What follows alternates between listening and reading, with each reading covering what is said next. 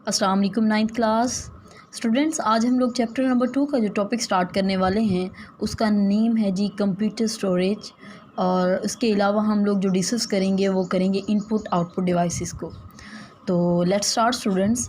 सबसे पहले हम लोगों ने डिस्कस ये करना है कि what is computer storage. Students, हमारे पास कंप्यूटर के बहुत से कंपोनेंट्स हैं। लाइक कंप्यूटर का ये फंक्शन है कि वो क्या कर सकता है, इनपुट लेता है, उसके बाद उस पर प्रोसेस करता है, प्रोसेस करने के बाद उसकी आउटपुट डिस्प्ले करता है। और कंप्यूटर का ही ये फीचर है कि वो उस आउटपुट को स्टोर भी कर सकता है। तो स्टोरेज एरिया बेसिकली कंप्यूटर का जो है उसको हम कंप्यूटर मेमोरी का नाम देते हैं। किसका नाम देते हैं? Computer memory. तो स्टूडेंट्स, कंप्यूटर की वो मेमोरी जो डाटा को स्टोर करती है उसको हम नाम देते हैं कंप्यूटर स्टोरेज का। किस चीज़ का? Computer storage. या in another words, computer storage is the place where we can store the data. ठीक है, वो जगह जहाँ पे हम कंप्यूटर में डाटा को स्टोर कर सकते हैं, इट्स कॉल्ड कंप्यूटर स्टोरेज। तो students, we have the two types of computer storage. First one is main memory and second one is secondary memory.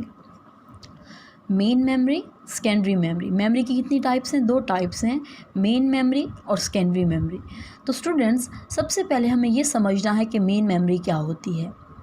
देखिए स्टूडेंट्स, हमारे पास कंप्यूटर की जो मेन मेमोरी है, it is directly accessible by the processing unit. Students, हमारे पास computer की जितनी भी processing है वो कौन करता है? सीपीयू करता है। और सीपीयू को ही हम दूसरा नाम देते हैं प्रोसेसिंग यूनिट का। तो हमने क्या कहा है?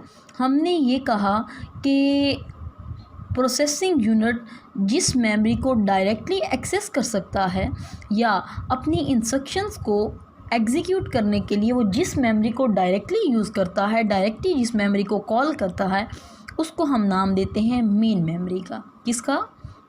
Main memory. याद रखिएगा स्टूडेंट्स, हमारे पास जो मेन मेमोरी है उसकी एग्जांपल है RAM. RAM stands for random access memory. Random access memory. Students, ये हमारे पास मेन मेमोरी है।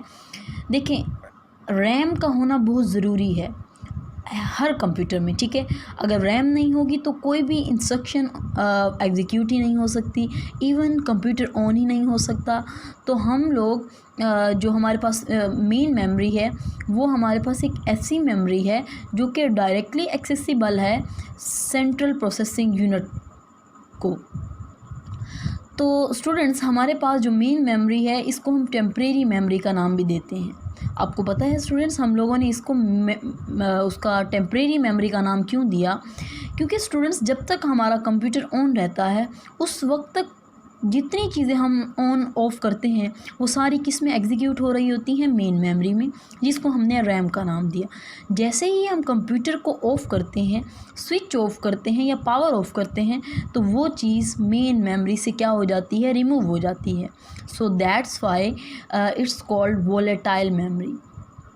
मेन मेमोरी को हमने टेम्परेरी मेमोरी का नाम दिया जो कि हमारे पास रैम है, और ये एक ऐसी मेमोरी है जिसको हम वोलेटाइल मेमोरी भी कहते हैं। आपको पता है स्टूडेंट्स, हमने वोलेटाइल का नाम इसको क्यों दिया? बिकॉज़ इसका कनेक्शन होता है पावर से। अगर स्विच ऑफ हो जाए तो हमारे पास मेन मेमोरी में जितनी भी इंस्ट्रक्शंस होती हैं वो सारी की सारी कंप्यूटर से क्या हो जाती हैं? रिमूव हो जाती हैं। So that's why it's called volatile memory. Students, हमारे पास जो मेन मेमोरी है ये ज़्यादा फास्ट होती है as compare to secondary memory, और एक्सपेंसिव भी होती है as compare to secondary memory. ठीक है, इसकी प्राइस ज़्यादा होती है सेकेंडरी मेमोरी की निस्बत, और इसका साइज़ जो है वो कम होता है सेकेंडरी मेमोरी की निस्बत। स्टूडेंट्स, हमारे पास अब सेकंड जो टॉपिक है वो ये है कि हमारे पास सेकेंडरी मेमोरी क्या होती है। हमने ये तो कह दिया कि कंप्यूटर जहाँ पे डायरेक्टली इंस्ट्रक्शंस को एग्जीक्यूट करता है वो हमारे पास मेन मेमोरी है। अब सेकेंडरी मेमोरी क्या है स्टूडेंट्स? हमारे पास सेकेंडरी मेमोरी कंप्यूटर की एक ऐसी मेमोरी होती है जहाँ पे हम अपने डाटा को परमानेंटली स्टोर कर सकते हैं। परमानेंटली स्टोर कर सकते हैं। हम डेली लाइफ में इतनी सेकेंडरी स्टोरेज डिवाइसेस को यूज़ करते हैं। फॉर एग्ज़ाम्पल, हमारे पास यूएसबी जिसको हम फ्लैश का नाम देते हैं। इसके अलावा स्टूडेंट्स, हमारे पास इसके अलावा hard disk, floppy disk, CD etcetera, ये हमारे पास कुछ सेकेंडरी स्टोरेज डिवाइसेस हैं जहाँ पे हम अपना डाटा जो है वो परमानेंटली स्टोर कर सकते हैं। नेक्स्ट है जी हमारे पास इनपुट आउटपुट डिवाइसेस। स्टूडेंट्स, आपको पता है कि कंप्यूटर का ये फीचर है कि वो इंस्ट्रक्शन को लेता है, ठीक है। तो हम जितनी इंस्ट्रक्शंस कंप्यूटर को देते हैं, हम उसके लिए जिस डिवाइस को यूज़ करते हैं उसका नाम है जी input device. So devices use for enter data into the computer is called input device. ऐसी डिवाइस जो कंप्यूटर में डाटा को एंटर करने के लिए इस्तेमाल होती है, उस डिवाइस को हम इनपुट डिवाइस का नाम देते हैं। For example keyboard, mouse, joystick, track ball, touch pad etcetera. इसके अलावा स्टूडेंट्स, आपको पता है कि जब कंप्यूटर इनपुट को लेता है तो उसके बाद उसके रिज़ल्ट में वो आउटपुट शो करता है। तो ऐसी डिवाइसेस, ऐसी मशीन या ऐसे आलात जो कंप्यूटर से डाटा को लेते हैं और ह्यूमन को डिस्प्ले करते हैं, उन डिवाइसेस को हम आउटपुट डिवाइसेस का नाम देते हैं। यहाँ पे मैंने लिखा है कि devices use for getting data from computer is called output device.